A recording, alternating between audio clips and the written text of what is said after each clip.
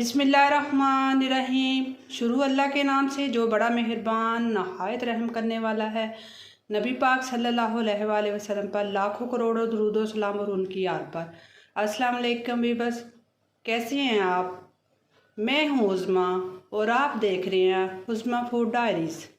आज जो रेसिपी आपके साथ शेयर करूँगी वो है अचारी आलू की भुजिया। उसमें जो चीज़ें इस्तेमाल होनी है वो मैं आपको बताती हूँ।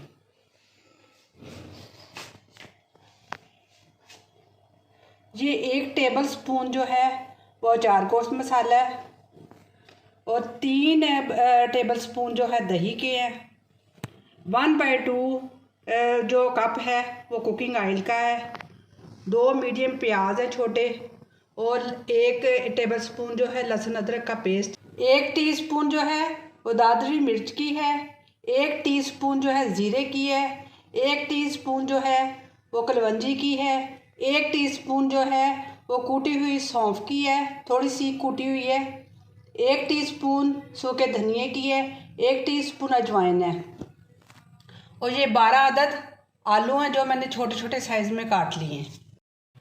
बिस्मिल्लाहिर्रहमानिर्रहीम। ये सबसे पहले कुकिंग ऑयल डालेंगे। ये जो 2 मीडियम प्याज चॉप किए थे ये इसमें जाएंगे। बिस्मिल्लाहिर्रहमानिर्रहीम।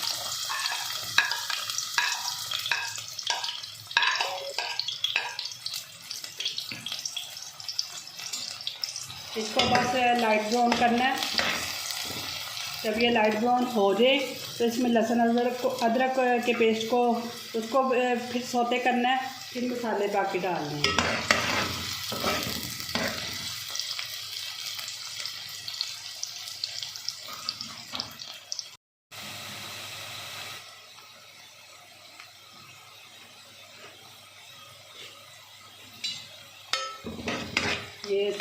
ये देखें ब्राउन हो रहे हैं हल्के हल्के से, माशाल्लाह।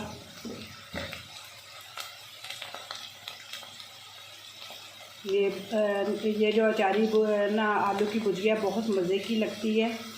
रोटियों के साथ खाएं और अगर आप पूरियां बनाते हैं तो पूरियों के साथ भी आप खा सकते हैं, जो कि ना बड़े शौक़ से लोग खाते हैं इसे।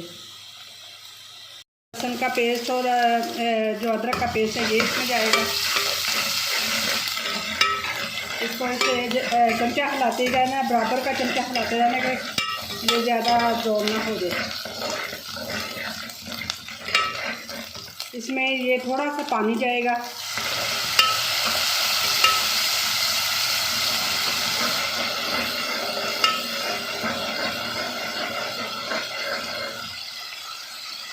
और ये जो दही और अचार गोश्त मसाला है ये इसमें जाएगा।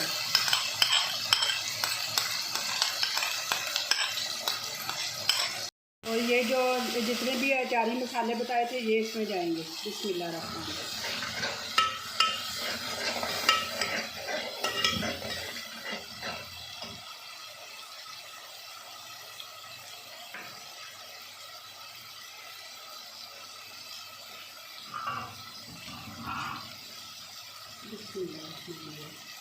साथ ही ये आलू भी डाल देंगे।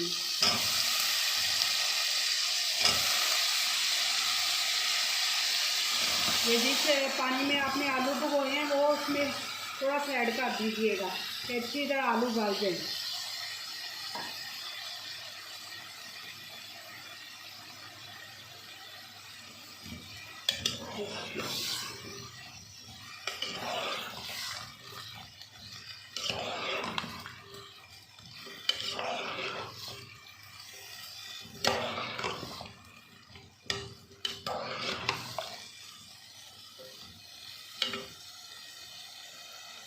इसको 8-10 मिनट के लिए न पकाना है।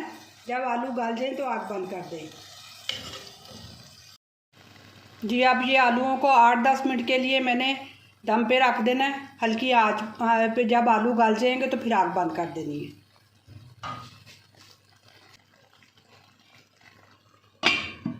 जी व्यूअर्स, ये मेरे अचारी आलू की भुजिया तैयार है। इसमें थोड़ा सा नमक कम था, मैंने वो डाला है।